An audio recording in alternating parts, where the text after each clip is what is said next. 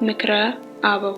በስመ አብ ወወልድ ወመንፈስ ቅዱስ አሐዱ አምላክ አሜን። የእግዚአብሔር ቤተሰቦች እንደምን ዋላችሁ? በዛሬ ቪዲዮ ከሰዎች ጋር ስለመግባባት አባቶቻችን ከመከሩን እንዲሁም ከጻፉልን 11 ምክሮችን ይዤላችሁ መጥቻለሁ። ሰብስክራይብ እንዲሁም ላይክ እያደረጋችሁ አበረታቱኝ። ከሰዎች ጋር ስለመግባባት የሰዎችን ልብ በማሸነፍ ከእነርሱ ጋር ለመግባባት የሚያስችሉ ብዛት ያላቸው መንገዶች አሉ። ይህን ማድረግ ከቻልክ በፍቅር ወደ መንፈሳዊነት ልትመራቸው ትችላለህ።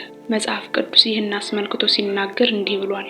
ነፍሶችንም የሚሰበስብ እርሱ ጠቢብ ነው። ምሳሌ 11:30። በአንተ ሕይወት ውስጥ ሰዎች የሚናፍቁት ተስማሚ ነገር ይኖራል። አንደኛ፣ ለሰዎች የሆነውን ነገር የማትሻ ከሆንክ ይወዱሃል።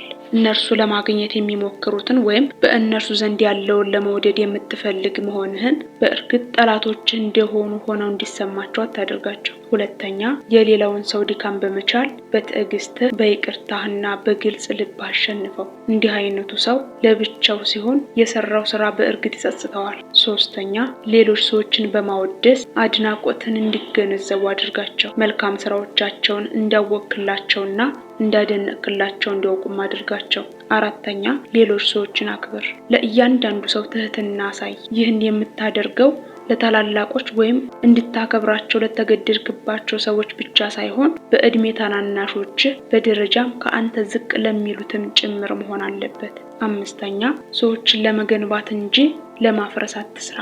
ስድስተኛ፣ ሰዎችን በተደጋጋሚ አትገስጻቸው። ይህን ማድረግ ካለብህም ማንንም ለመጉዳት ወይም ላለማመን ስትል አታድርገው። በእነርሱ ላይ ሂስ እንድትሰጥና በእነርሱ ላይ ጠላት ሆነህ እንድትቆም የሚያደርግህን ቃል ወይም ድርጊት ለይተህ አታንሳ። ሰባተኛ፣ ለሌሎች ሰዎች ምክንያት በመፈለግ ስለ እነርሱ ያለምንም ግብዝነት በትክክለኛው መንገድ ለመሟገት የምትፈልገውን ሁሉ አድርግ።